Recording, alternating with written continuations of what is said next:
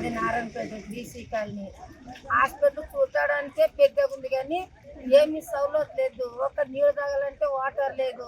అంత ఇంత దూరం అంటే 20 రూపాయలు. ఆషాఢ మాసం సందర్భంగా మన కాసం ఫ్యాషన్స్ కిలో చీరలు కొనండి, అరకిలో చీరలు ఉచితంగా పొందండి. మనం ఆటోకు లేకుండా బస్సు ఫ్రీ ఉంది అన్నంత మాత్రమే కానీ ఇందులో ఏం చూడు సిటీ స్కానింగ్ అని బోర్డు రాసి పెట్టింది. ఆడపోతే సిటీ స్కానింగ్ లేదు, ఎక్స్ అని రాసి పెట్టి ఆడ చిన్నది పెద్ద మిషన్ 6 నెలలు అయిన తర్వాత వస్తుంది అంటారు.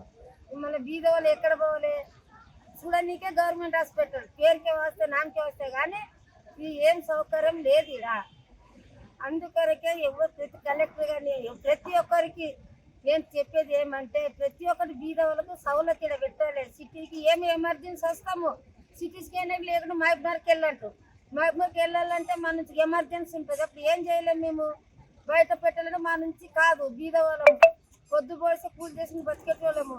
సిటీలోనే 2 ఏళ్ళు 3 ఏళ్ళు 5 ఏళ్ళ దాకా డిమాండ్ చేస్తారు. అది పెట్టడానికి మా వల్ల కాదు. అందుకని చూడడానికి ఇంకా పెద్ద చుట్టూ దానికి తగినంత ఇక్కడ ఏది సౌకర్యం లేదు. నా పేరు నాగరాజు, గ్రామం సింగారము, జిల్లా నారాయణపేట.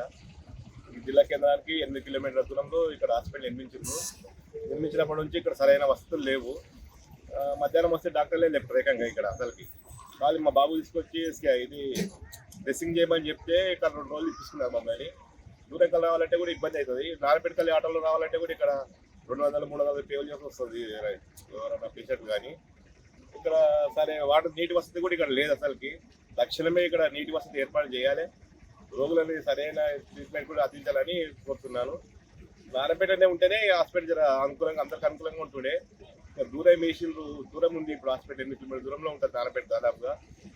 ఇక్కడ ఇంకా మెరుగైన వైద్యం అందించాలి, అందరినీ సరిగ్గా చూసుకోవాలి. డాక్టర్లు కూడా అందుబాటులో ఉండాలి, సరైన వైద్యం అందించాలి అందరికి.